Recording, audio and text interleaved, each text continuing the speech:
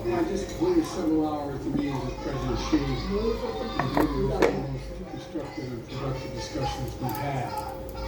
마약 섭취 통제, 펜타닐 단속 관련 협력과 의사소통 재개, 그리고 인공지능 규제와 관련한 대화 추진 등을 성과로 꼽았습니다. 특히 위기가 발생할 경우 미중 정상이 직접 전화기를 들고 통화하기로 의견을 모았다고 강조했습니다. 또 한반도의 완전한 비핵화와 한국 등 인도태평양 동맹국들에 대한 방어 공약도 재확인했습니다. 반면 시진핑 주석은 타이완에 대한 중국의 입장을 존중하고 일방적 경제 제재를 철회하라고 미국에 요구했습니다. 중국에 대한 제재는 위험을 제거하는 것이 아니라 위험을 만드는 것이라고 말했습니다. 그러면서 반드시 지켜야 할 레드라인이 있다고 강조했습니다. 这么两个大国不打交道就不行的，想改变对方也不切实际，冲突最大的后果是非常不承受。 시진핑 주석은 미국 기업인들과 만찬을 갖고 중국은 친구가 될 준비가 돼 있다며 투자 유치를 위한 융화적 손짓도 했습니다. 미중 양국이 이번 정상회담으로 긴장 수위는 낮췄지만 협력의 한계도 드러냈다는 평가가 나옵니다. 한편 회담 직후 바이든 대통령은 단독 기자회견에서 기자의 질문에 시 주석을 독재자로 지칭해 논란이 일기도 했습니다. 중국 외교부는 바이든 대통령의 돌발 발언에 대해 지극히 잘못된 표현이고 무책임한 정치적 농간이라며 중국은 단호히 반대한다고 입장을 밝혔습니다. 베이징에서 KBS 뉴스 김민정입니다. 이스라엘을 처음 기습했을 당시 하마스 대원회를 촬영된 영상이 공개됐습니다. 양측이 인질과 포로를 교환하고 교전을 일시 중단하는 협상도 타결이 임박한 것으로 전해졌습니다. 박석호입니다. 조기 퇴물이요. 트랙과 오토바이를 타고 이스라엘을 향해 돌진하는 하마스 대원들. 미리 지역과 이스라엘 초소의 상황을 파악한 듯 신속히 철책 통로를 지나 이스라엘 집단 농장으로 향합니다. 이곳에서 이스라엘 병사를 사살한 하마스 대원들은 기념 촬영을 하며 자신이 순교하게 해달라고 구호합니다. 소총과 대전차 로켓으로 무장한 채 오토바이를 타고 이스라엘 도로를 달리는 모습도 보입니다. 보디캠으로 영상을 촬영하던 하마스 대원은 결국 이스라엘군의 총격에 쓰러집니다. 이 영상에는 하마스가 만든 침투용 땅굴의 모습도 담겨 있습니다. 아치형의 좁은 터널은 부속품을 보관하는 지하시설과 복잡하게 연결되어 있습니다. 이 영상은 이스라엘이 하마스 대원을 제압한 뒤 확보해 CNN에 제공했습니다. 이런 가운데 이스라엘은 알시카 병원 특수 작전에 대한 국제사회의 우려를 의식한 듯 병원 지하에서 하마스 대원 군복과 무기를 발견했다며 병원의 작전을 정당화하기로 했습니다. Without any doubt, but Hamas systematically uses hospitals in their military operations in violation of international law. 이에 대해 하마스 측은 이스라엘이 증거를 조작했다고 반박했고 미국도 이스라엘의 병원 내 작전을 승인한 적 없다고 밝혔습니다. 이런 가운데 양측이 여성 어린이 인질과 팔레스타인 수감자를 각각 50명 쪽으로 교환하고 인도주의적 구호 활동을 위해 교전을 사흘 동안 일시 중단하는 내용의 협상도 타결이 임박했다고 뉴욕타임스는 전했습니다. KBS 뉴스 박덕수입니다. 국민의힘은 서울 통합특별법을 발의했습니다. 지자체마다 상황이 다르므로 편입 얘기가 나왔던 구리시 등 다른 시는 일단 두고 우선 김포만 서울과 통합하는 내용입니다. 보도에 김하진입니다.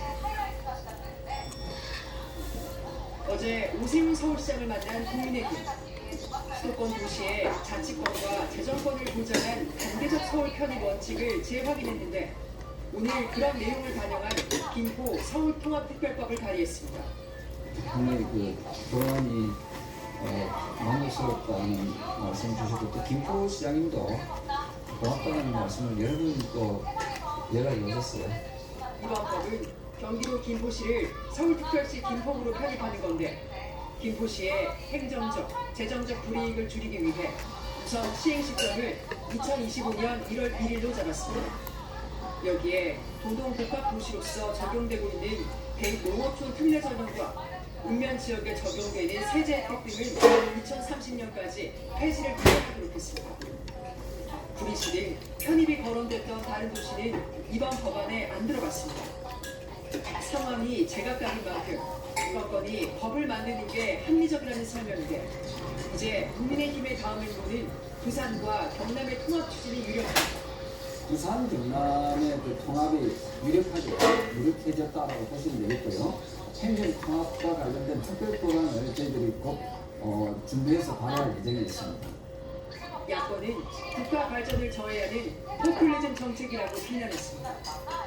국가 균형 발전은 도시 하나를 붙였다 뺐다 할 일이 아니라 일자리와 지역 인프라, 저출생 대안의 다각적이고 총체적인 대책으로 만들어 가야 하는 일입니다.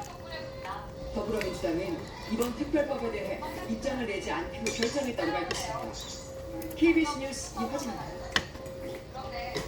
더불어민주당 내 이른바 비명계 의원들이 별도 모임을 출범했습니다. 당 지도부에는 혁신 방안을 요구했는데요. 일부 의원의 탈당 가능성이 언급되며 당 내용은 더 심화하는 모양새입니다. 오늘 최유경 기자입니다. 민주당 내 비명계로 꼽히는 김종민, 윤영찬, 이원욱, 조홍천 네 의원이 마이크 앞에 섰습니다.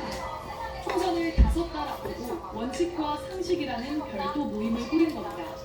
당내 패권주의 대신 정당민주주의, 내로남불과 온정주의 대신 도덕성과 윤리의식을, 정당 정치 대신 당신과 민심의 조화를 추구합니다.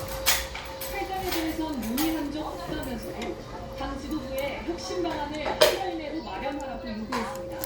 방탄정당, 이제 그만해야 합니다. 돈봉투 사건, 코인 사건 등 민주당의 도덕성 훼손 사건에 대해 국민 눈높이에 따라 조사하고 단호하게 조치해야 합니다. 당초 합류가 점쳐졌던 김진 이상민 의원은 입당응답을 선택했습니다. 탈당에 무게를 실으며 국민의힘 입당 가능성까지 내비쳤습니다. 도저히 모두가 19일고 정도 해봤다가 가능성도 없는데 그 유명한 연구 대표가 입장에서 스스로 지원했지 제가 결정을 안 됐어요. 15일까지. 당 지도부는 대응을 자제하는 분위기입니다. 의원들하고 시간도 같이 통해서 당의 주요 현안에 대해서는 경청을 쓴답니다. 하지만 친명계 내부에선 오로지 내부 만들기만 하는 모습이 과연 원칙과 상식에 맞느냐, 전혀 새로울 것도 없고 혁신적이지도 않다는 비판이 나왔습니다. 본격적인 공천을 앞두고 비명계가 세력화에 나선 가운데 지도부 험지 출마 등을 놓고 당내 갈등 소리는 더 높아질 것으로 보입니다. KBS 뉴스 최영입니다. 지금까지 보이스피싱범에게 직접 돈을 건네준 피해자는 오늘 이차한 경우와 달리 피해를 구제받기 어려웠습니다. 내일부터는 이런 대면 현추용 피해도 피해금 환급 신청이 가능해집니다. 장혁진 기자입니다. 시작은 느닷없는 전화 한 통이었습니다. 서울중앙지검 피해범죄 수사팀에서 근무하는 김성대 사관입니다. 김영희 총장이 불법 대법 통장을 개설해서 보이스피싱 범죄 조직은 50대 김모 씨에게 피해자임을 증명하려면 대출을 받아야 한다고 호소했습니다. 김 씨는 은행과 카드 사진으로부터 총 1억 원 대출을 받아 이들에게 직접 현찰로 줬습니다. 장소들은 CCTV가 없는 장소만 지정을 해준 거예요. 근데 젊고 좀 깔끔하게 생긴 친구가 있었고 경찰 수사로 조직 일부가 붙잡혔지만 김 씨가 건넨 돈은 추적할 수 없었고 결국 기준으로 나왔습니다. 은행에서는 그런 부재에 대한 현장에 가까워요? 정책이 없다. 예전에 근처에 가까웠었는데요. 요즘은 다른 데서 일하는데 좋아가지고 지금 어디신데 숙소는? 근처에 조그만 방 얻어 살고 내일부터는 법이 바뀌어 대면편 채용 피해도 전자금융 사기에 포함됩니다. 경찰이 사기단을 잡으면 피해 계좌와 피해액을 특정해 금융기관에 지급정지부터 요청하고 피해 구제를 신청할 수 있습니다. 다만 수사기관이 사기범을 붙잡은 경우에 가능한 일이나 계좌를 특정해도 돈이 이미 빠져나갔다면 효과가 없습니다. 또 법 시행 이전에 당했던 피해는 적용되지 않습니다. 나도 기분